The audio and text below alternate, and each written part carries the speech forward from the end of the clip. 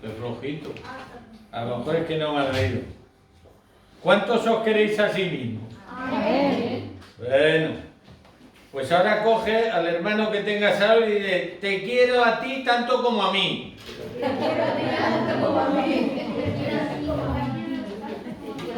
Gloria a Dios. Hay que vivir la vida con alegría, hay que vivirla con gozo. Porque hoy además el Señor nos va a hablar, que es el título, ¿cómo ha de ser la relación como cristianos? ¿Cómo ha de ser nuestra relación como cristianos? Porque tiene que ser algo muy especial. No puede ser una relación cualquiera. Tenemos que tener un trato agradable, cordial. Pero bueno, no os voy a adelantar. Cada cosa a su tiempo. Amén. Gloria a Dios. Antes os decía la pastora que estaba muy contenta, que aunque el Día de la Madre es algo que yo, si no me falla la memoria, fue algo inventado por Galerías Preciados para hacer más ventas, que ya no existe Galerías Preciados. Pero es bueno que aunque sea por lo menos una vez al año, alguien se tome interés, nunca mejor dicho, por la madre que lo parió, ¿verdad? ¡Qué bueno! Yo estoy muy contento con la pastora, ¿eh? A ver quién. De mi edad, normalmente todo el mundo dice: uy, voy a buscar una chavala jovencita, tal. ¡Ay, tontico! Yo lo que quiero, y soy feliz, pues es una mujer como la pastora. Amén. O sea, mayor que él, está diciendo. No. He dicho cómo, no de edad. Pero bueno, cualquiera que lo vea no se lo va a creer.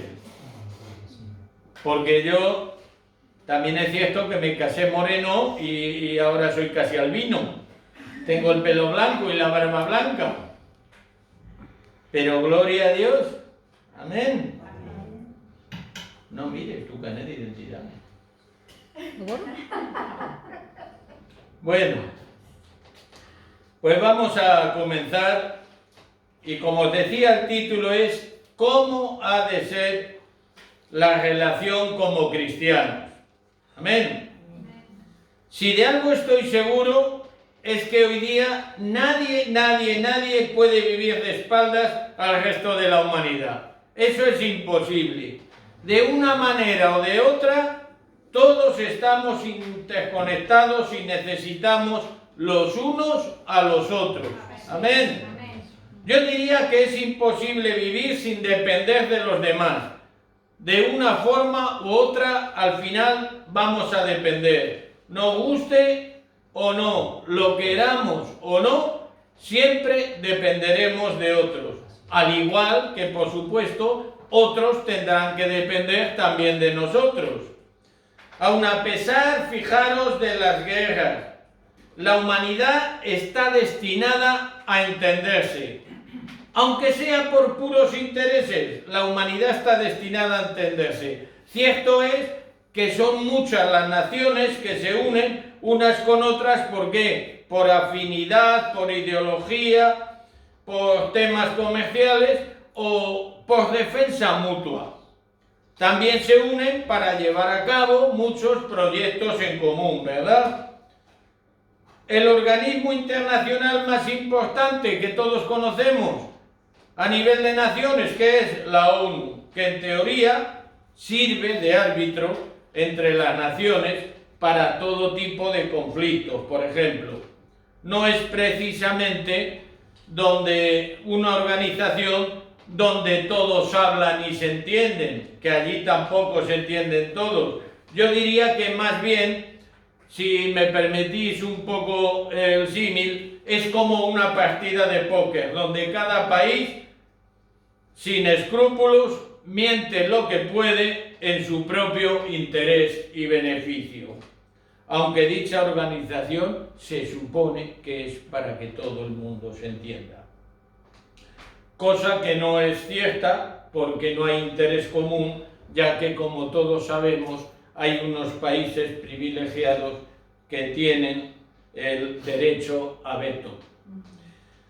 Y diréis, ¿y por qué nos cuenta el pastor toda esta historia? Os cuento todo esto porque quiero que veáis la diferencia que existe o debe existir o debería existir a la hora de relacionarnos como cristianos. Pero cristianos a nivel de todo el mundo, ya no solo aquí en la congregación. Os diré más, nada de lo que hemos mencionado existiría hoy día si Dios un día no creara la primera institución universal, que como todos sabemos es la familia. Un hombre y una mujer unidos en matrimonio para tener hijos, para multiplicarse. ¿Y esa multiplicación qué pasó? Pues con esa multiplicación se formaron aldeas, se formaron pueblos, ciudades, naciones, hasta el día de hoy. Y la familia fue la institución pionera para que el mundo se pudiera relacionar y existir. Amén.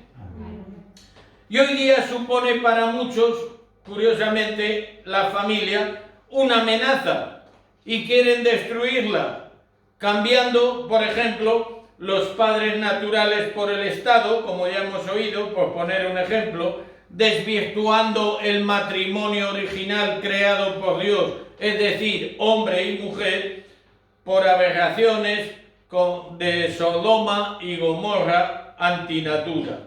Pero aún existe, gracias a Dios, aún existe ese gran remanente de esa auténtica familia bendecida en el matrimonio por Dios.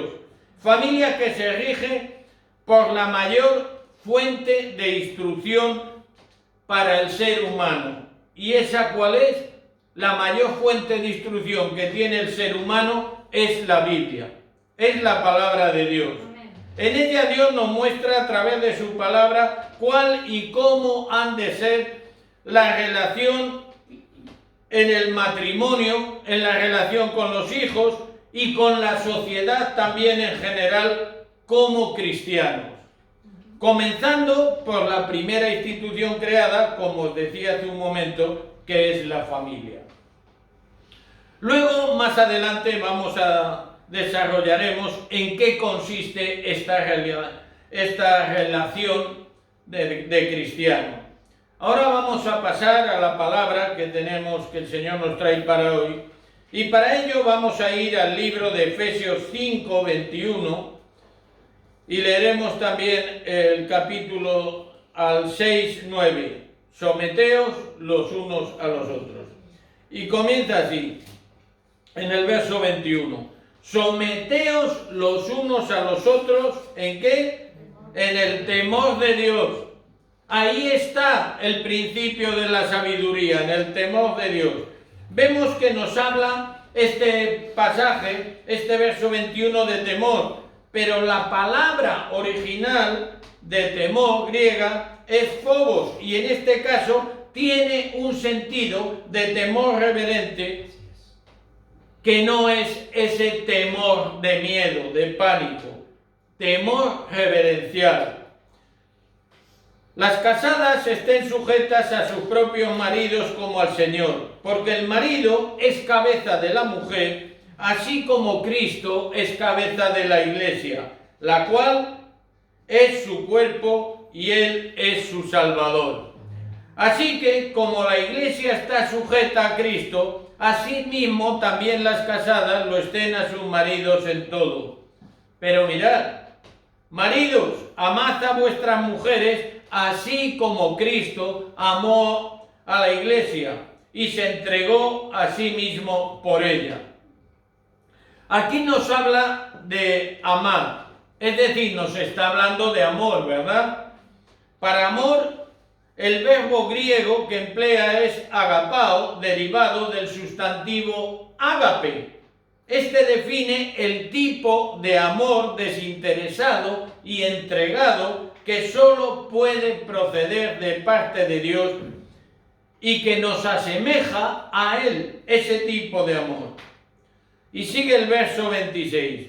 para santificarla, habiéndola purificado en el lavamiento del agua por la palabra, a fin de presentarla a sí mismo una iglesia gloriosa, que no tuviese mancha ni arruga, cosa semejante,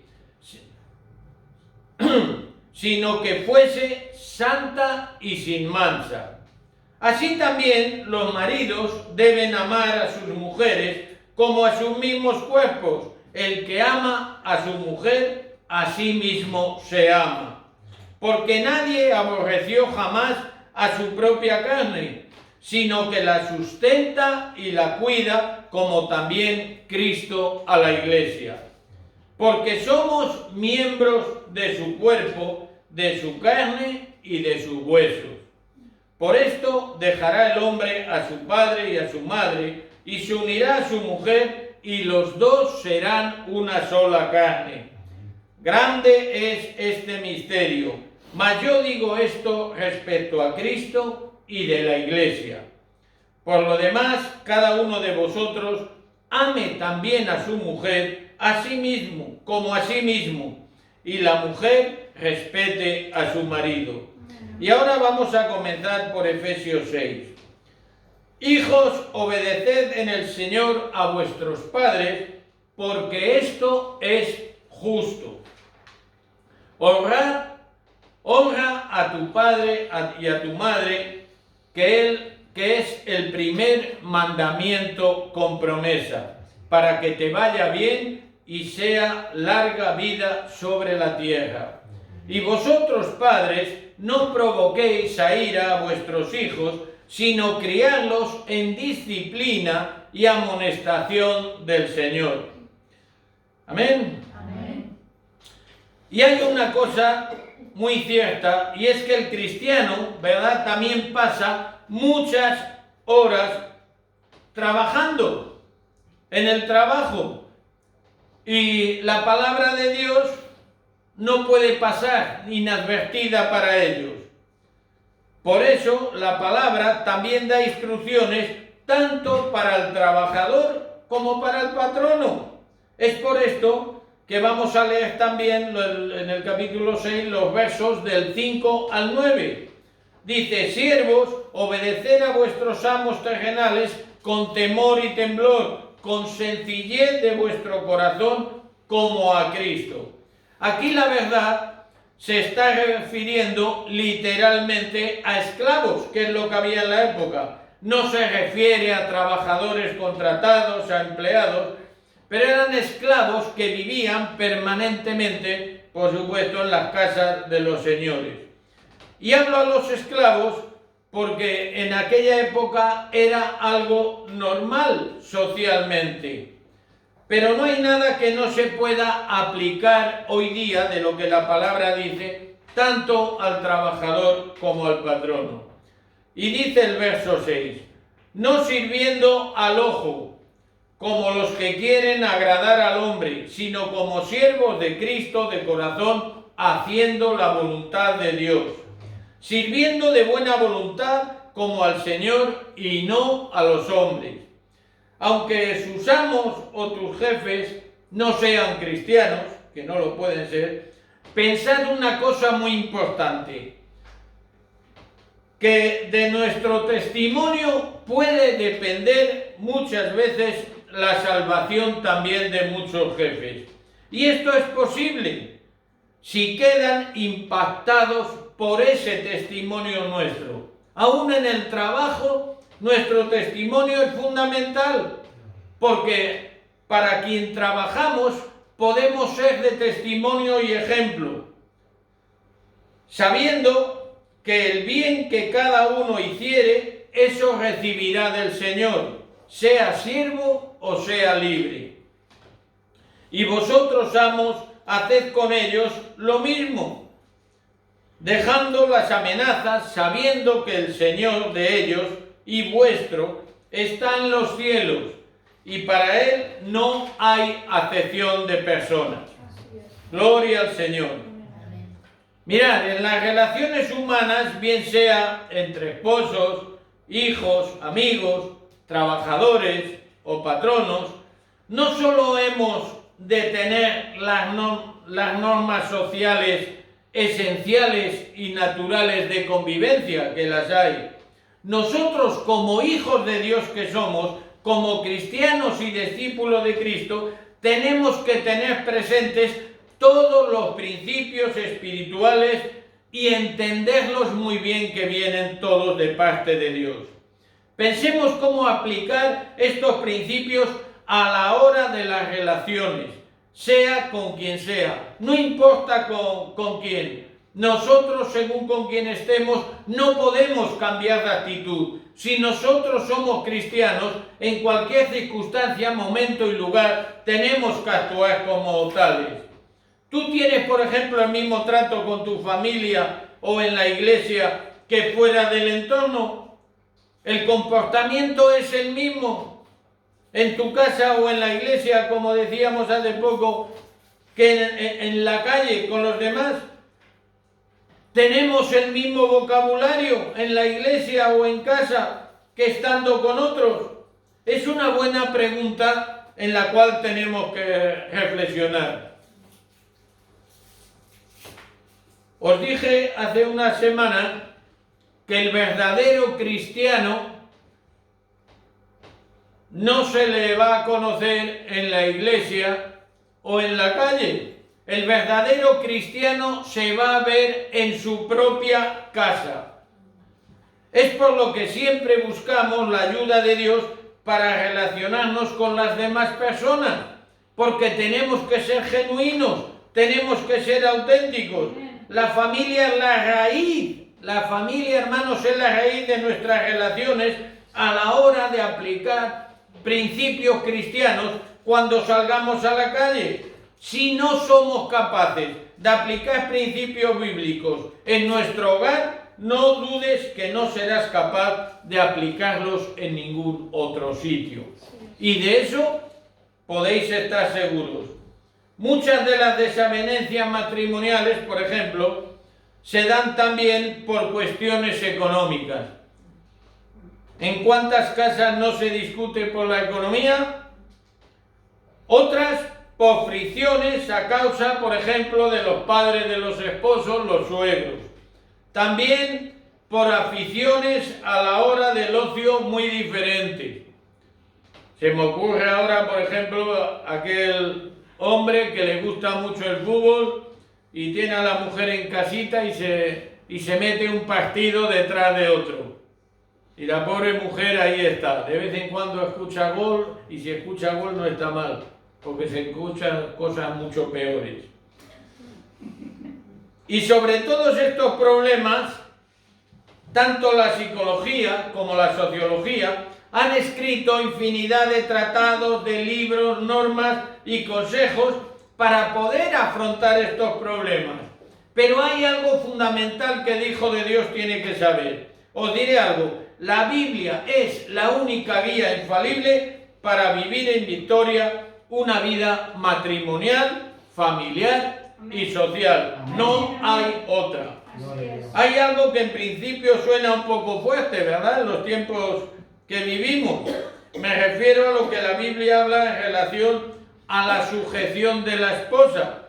Cuando dice que la esposa ha de sujetarse al marido, hoy día parece que todo eso suena muy mal. ¿Qué me va a dominar a mí De eso nada. Para empezar, el apóstol Pablo tiene algo muy claro. Y es que ha de existir una sujeción, ¿el qué? Mutua. Que nos quedamos solo con lo que nos conviene muchas veces. Es sujeción mutua entre los dos creyentes, entre los dos esposos. La sujeción es un tema de suma importancia. De hecho, Pablo la nombra más de 20 veces en esta epístola. Los cristianos no tenemos que estar en ningún momento en plena pugna, ¿no? Para decidir quién domina, quién manda y quién no. Eso no lo hace un cristiano. Más bien hemos de esforzarnos por sujetarnos los unos a los otros. Amén. Y servir como Cristo lo hizo. Entonces, pastor, ¿en qué consiste la sujeción de la esposa? ¿Qué sujeción es esa? Pablo explica que esta sujeción, primero, ha sido dispuesta por Dios mismo. El esposo es la cabeza de la familia, o sea, el sacerdote del hogar, y si no lo es, debería serlo. Así como Cristo es la cabeza de la iglesia.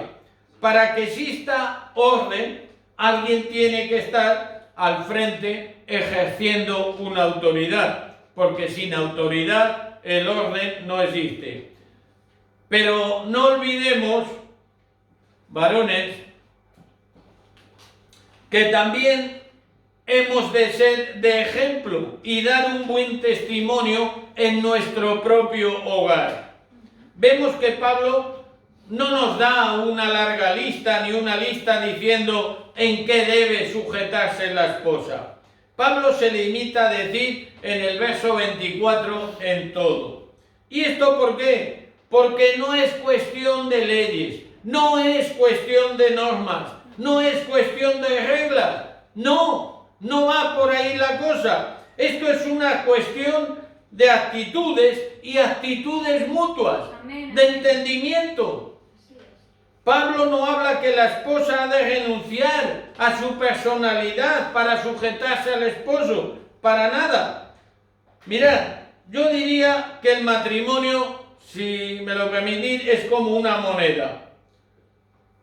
Y esa moneda, el esposo tiene una cara y la esposa la otra. Sigue siendo una moneda. Y Dios es el canto que las une. Gloria a Dios. Si eliminas una cara de la moneda, ya no tiene valor ninguno, porque ambas caras se complementan y son necesarias las dos. Son juntas, cada una en su lugar, las que dan valor, formando una unidad. Unidad por ese canto que hablábamos, que representa a Dios, uniendo al matrimonio. Cuando ambos juntos sirven a Dios, ¿qué sucede? Cuando el matrimonio sirve a Dios y también a los hombres, es cuando cada uno da lo mejor de sí. La esposa desarrolla todo su potencial al máximo. Y Dios a la esposa, mirad, Dios a la esposa la elogia al máximo. Y si no, mirad vosotros Proverbios 31 de 10 al 31, cuando habla de la mujer virtuosa que todos conocemos. Los cónyuges cristianos nunca deberían aprovechar ocasiones sociales para hablar acerca de las debilidades o defectos del uno del otro. También vemos que Pablo les da un mandato a los esposos, porque también tiene para los esposos, con respecto a las esposas. Pero la verdad es un mandato que si se cumple al pie de la letra, tal cual dice la palabra, no existiría, os lo puedo asegurar, esposa descontenta. Dado todo lo que entraña, más bien serían esposas muy felices. ¿Y cuál es ese mandato tan milagroso? Pablo dice a los esposos, primero, que deben amar a sus esposas. Y amar significa amor que hay por medio. Y todos sabemos cómo define la palabra amor la Biblia, ¿verdad? No es jactancioso, no busca lo suyo, etcétera, etcétera, etcétera. Y aún hace más énfasis al decir, el esposo ha de amar a su esposa como Cristo ama a la iglesia. ¿Os dais cuenta lo que eso supone? Pablo al decir esto no se está refiriendo a esos tres amores. Amores de atracción sexual, que es el amor eros. Amor entre amigos, que es el amor filia. Amor de efecto paterno, que es el amor filotenia. Pablo se está refiriendo a algo tan importante como es el amor ágape. Ese amor desinteresado que solamente proviene de parte de Dios y es único y genuino. No hay nada como el amor de Dios. Y no debemos de olvidar que Jesús mostró su amor por su esposa, la iglesia, ¿cómo? Cuando dio su vida por ella. O sea que si la palabra varón Varones nos está diciendo que debemos amar a nuestras esposas como Cristo ama a su iglesia, nos está diciendo, y a buen entendedor basta, que tenemos que dar hasta la vida por ellas si fuera necesario. Amén. Amén. El esposo que ame así, de esta manera a su esposa, siempre le va a dar en vez de exigirle nada. Y le va a dar al 100%. También estará, por supuesto, mucho más interesado por el bienestar de su esposa que por el bienestar propio, ya que el amor, como hemos dicho hace un momento, no es precisamente egoísta. Quiero haceros una comparación, para mí muy bonita, muy bella. El esposo ha de amar a su esposa y mirarla con los ojos que miró Adán a Eva. En Génesis 2:23, huesos de mis huesos y carne de su carne. Adán se debió de quedar loco cuando vio a Eva. No se había vestido ni de Ágata Ruiz de la Prada ni del Corte Inglés. La vio como la vio y se quedó prendado. Me imagino que se le saltarían los ojos de lo bella que era Eva. Y la amó porque era parte de sí mismo también.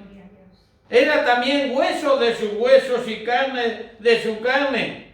Por eso, varones, tranquilos. Vamos a ser como tenemos que ser con nuestras esposas. Si alguna esposa ronca fuerte, dile, cariño, qué alto respiras, cómo suspiras, ¿verdad? Si se han engordado un poquito, dice, uy, qué tipito, qué ajustadito te queda la falda. Y la dejan de piedra. Hay que ser cariñoso. En el matrimonio, el que piense que lo tiene todo aprendido está en un grave error, bien sea ella, bien sea él. La vida en el matrimonio es una constante adaptación y eso implica aprendizaje.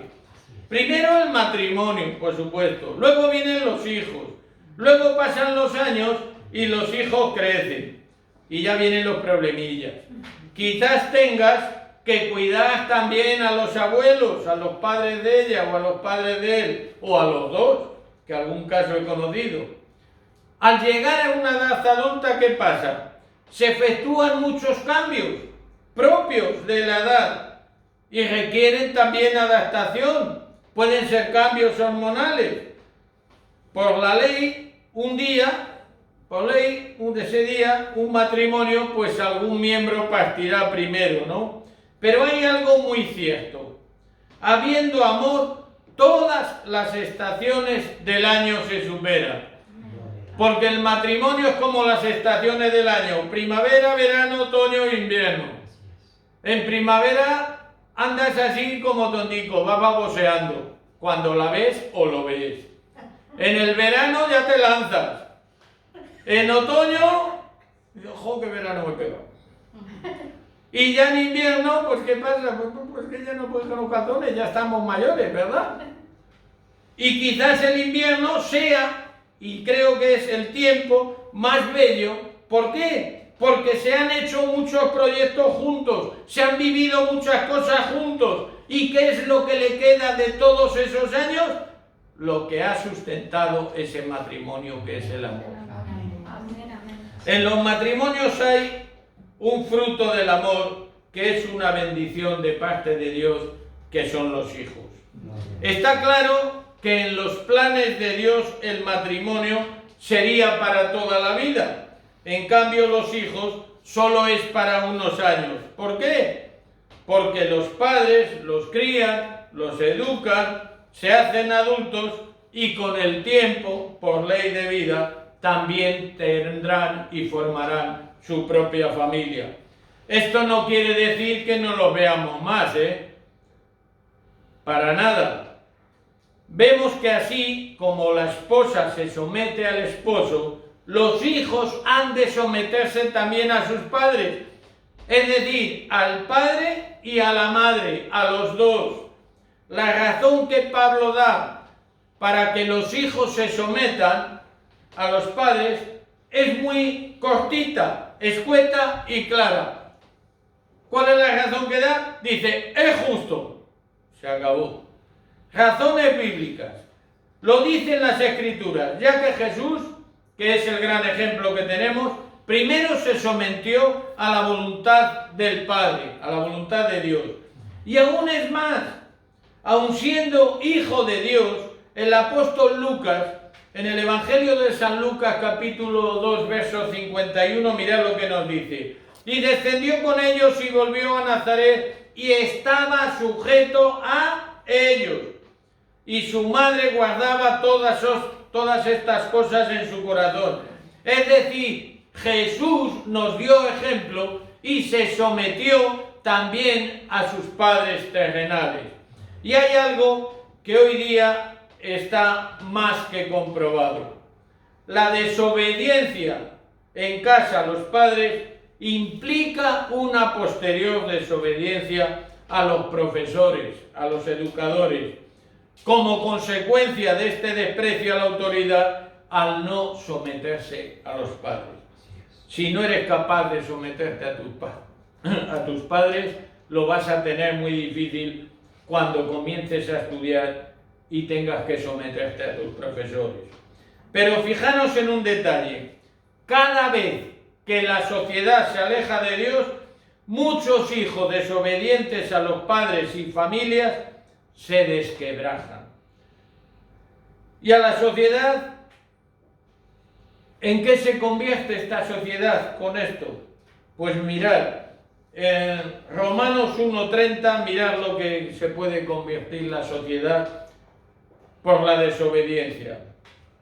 Murmuradores, detractores, aborrecedores de Dios, injuriosos, soberbios, altivos, inventores de males, o sea, ya inventores, y desobedientes a los padres, que es la raíz de todo esto. Pablo también les indica a los hijos que deben honrar a sus padres, citando los 10 mandamientos y en especial el 5.º mandamiento con promesa. Os diré que este mandamiento a los niños judíos se lo hacían aprender de memoria desde chiquititos. Los hijos jóvenes piensan que no piensan o piensan poco en este mandamiento. Pero con los años, ¿sabéis lo que pasa? Y lo podemos quizás decir todos por experiencia, que se dan cuenta de la importancia y de su cumplimiento. También hay directrices hacia los padres para no desesperar a sus hijos. Les indica que no los provoquen a ira. Si en Colosenses 3:21 el apóstol Pablo añade, para que no se desalienten, se puede dar casos, y se dan, de tratar quizás de imponer reglas, normas muy minuciosas, o preferencias, por ejemplo, por algún hijo, haciendo estas muy notorias. ¿Y esto que trae consigo? Enfrentamientos también entre hermanos. Entonces, ¿qué creéis que hace falta para ser buenos padres? Yo, si me permitís, me he apuntado porque pienso en 4 cosas. Una, tiempo. Ya que los valores cristianos no se pueden transmitir de golpe. Es un proceso, y un proceso largo. Así como la disciplina, ya que para los padres la formación de sus hijos requieren años. Otra cosa que es necesaria, indudable, paciencia. El formarlos adecuadamente también requiere de mucha paciencia. ¿Por qué? Por ese tiempo largo que hace falta. Si hay algo que le cuesta a los padres también es ir dando libertad a los hijos para que tomen sus propias decisiones. Parece que siempre los queremos tener ahí pegaditos, pero los hijos también necesitan equivocarse, como los padres nos equivocamos, como vemos ahora el otro punto. humildad. Los padres no siempre contamos con la razón. Cuando los padres cometen errores, cuando nos equivocamos, han de tener la humildad de reconocerlos delante de sus hijos. Esto no es rebajarse, esto es también una forma de enseñarles, una forma de darles testimonio de cuál debe ser la decisión correcta tomada. Es decir, me he equivocado, aunque sea mi hijo y yo tu padre, yo te pido perdón, hijo. Y la cuarta, ser modelos para ellos a imitar. Tenemos que procurar siempre ser el modelo para que nuestros hijos nos imiten. La mejor forma de educarlos es que vean en los padres un buen referente a imitar con un buen testimonio. Eso es todo. Sin duda habrá muchas cosas más que aportar, pero creo que estos 4 puntos eran de interés. Ya para ir terminando, iremos al último punto del mensaje de hoy. Tanto las responsabilidades de los trabajadores como de los patronos, que diríamos al principio, porque también hay trabajadores cristianos y patronos cristianos. Y es un tiempo que se pasa al cabo del día y muy importante para dar testimonio de lo que verdaderamente somos. Ya que nuestra relación con el mundo laboral como cristianos requiere también horas al cabo del día, y esas horas tampoco las podemos desperdiciar. No olvidemos que el trabajo, ya digo, puede ser un buen lugar de evangelización a través de nuestro testimonio. Si bien he de aclarar que Pablo en Efesios, en el capítulo 6, del 5 al 9, se refiere como os decía antes, entre las relaciones de siervos y amos. En aquellos días, en la familia también comprendían los siervos, porque los siervos eran parte y vivían con la familia. En estos tiempos antiguos, la familia de los amos se extendía a todos los que trabajaban allí con ellos. Y a esto que se le denominaba familia eril.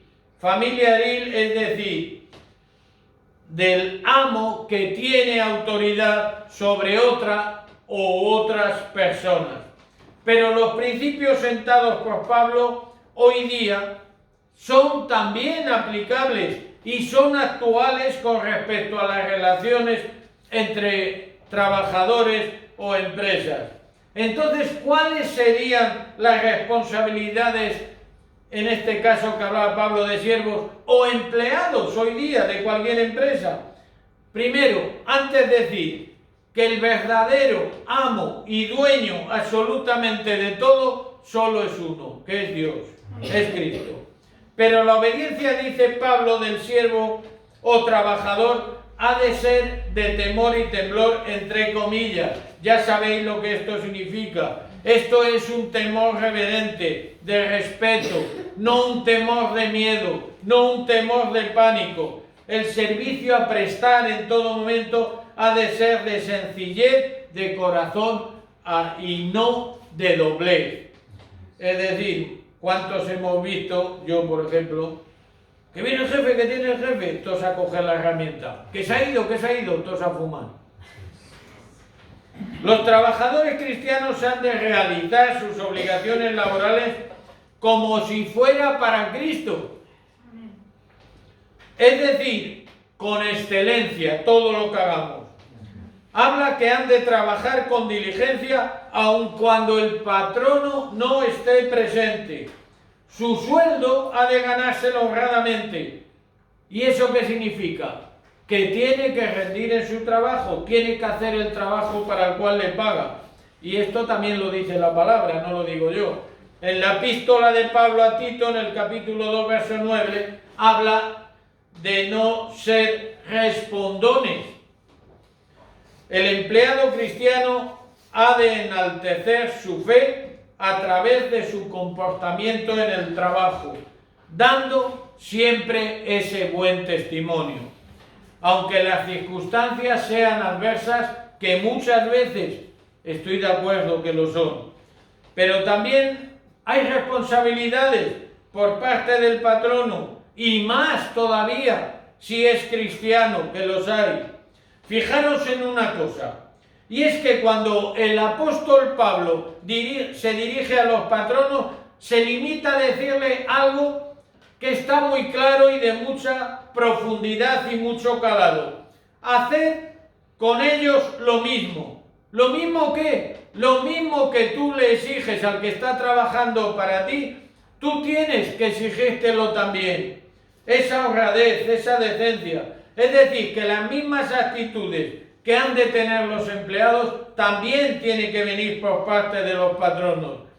Asimismo, la han de tener los patronos, y repito, hacia sus empleados. Cierto es, y no nos cabe duda, y a la vista está, que las disputas, los problemas entre ambos, entre obreros y patronos, han sido a lo largo de la historia duras y constantes. Pero esto ocurre cuando alguna de las partes no se sujeta a la voluntad del Señor y le dan la espalda. Si todos obedeciéramos la palabra de Dios, esto sería una balsa de aceite.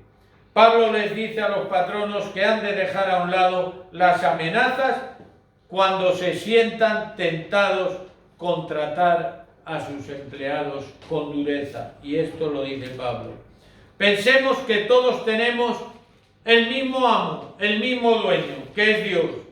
La palabra nos dice que Dios da por igual a todos el mismo trato, sean esclavos o sean libres, sean patronos o sean obreros.